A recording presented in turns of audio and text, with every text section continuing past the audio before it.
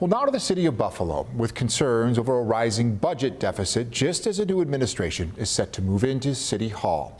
Buffalo's Common Council has just approved a $94 million capital budget, providing equipment upgrades, money for libraries and parks, along with money for city facilities.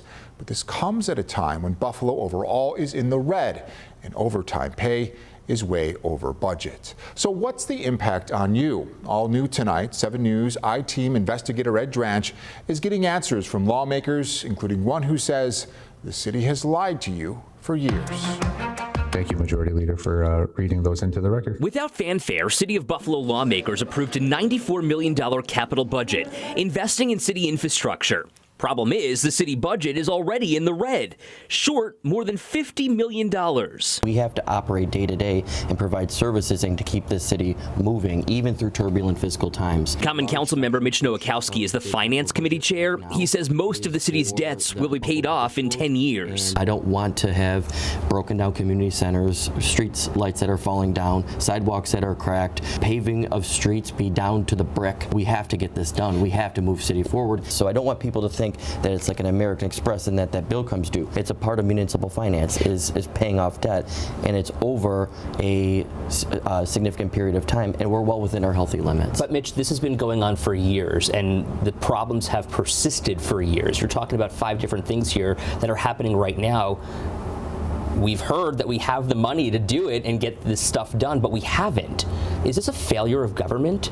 I think that the city of Buffalo told Buffalonians that they could provide services at a cost that was not real. And we said we could plow your streets, we can invest in our infrastructure, and we can do it with just this amount of money.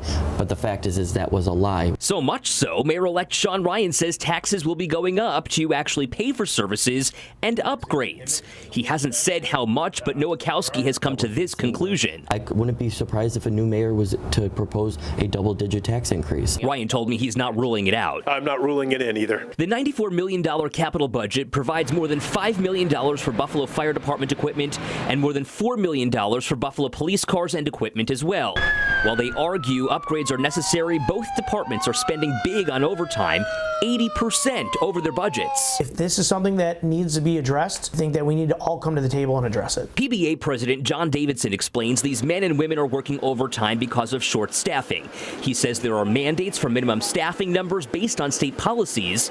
To that extent, he says officers in the B District downtown are working every weekend to cover the Chippewa Entertainment District or Main Street when Shays has a show. To eliminate the need for overtime or forced work, should bars on Chippewa, should Shays hire their own security to make sure that people are safe, thereby eliminating the need for police? I think that would be up to individual entities. I think that you're going to be hard-pressed to ever find private security that's more trained and better than a Buffalo police officer. Can you understand why someone, a taxpayer who is potentially facing a double-digit tax increase, would say overtime needs to be reined in? I could see why, on first blush, anyone would want overtime reined in. But when you dig down into where the overtime is going in the Buffalo Police Department, to the Buffalo police officers, they're working, so they need to be compensated. Data from the Buffalo Police Department shows most people surveyed who've shared their voice want police walking the beat and in cars patrolling to keep them safe. But the budget is becoming a major problem, and Nowakowski says the overtime is out of control. We understand that these are public emergencies, but to the point where we have officers making over 6 figures in overtime is not sustainable. Just to point out, though, they're not doing anything wrong. No. Or unethical. Nope. They're adhering to their collective bargaining agreement that's spelled out, that was agreed to by both parties. Buffalo police officers have been working without a contract since July, following an expired collective bargaining agreement. Will you agree to a new CBA that does not cut overtime? No, I won't. No. It's not sustainable. I'm not going to discuss contract stuff in the media. I've spoken with Mitch, and I think he and I get along really well, and I think he and I share a lot of the same concerns. With overtime? In general, just regarding the contract and the state that policing is in. Nowakowski says the mayor-elect will have to quickly bargain for a new agreement with police that is mindful of overtime and the replacement of officers. He also says so much of this latest capital budget is bonded for the Buffalo School District, and the majority is state reimbursable. I did reach out to the Buffalo Fire Department union for a comment. The president did not return my request for an interview. For the 7 News I-Team, I'm Ed Dranch.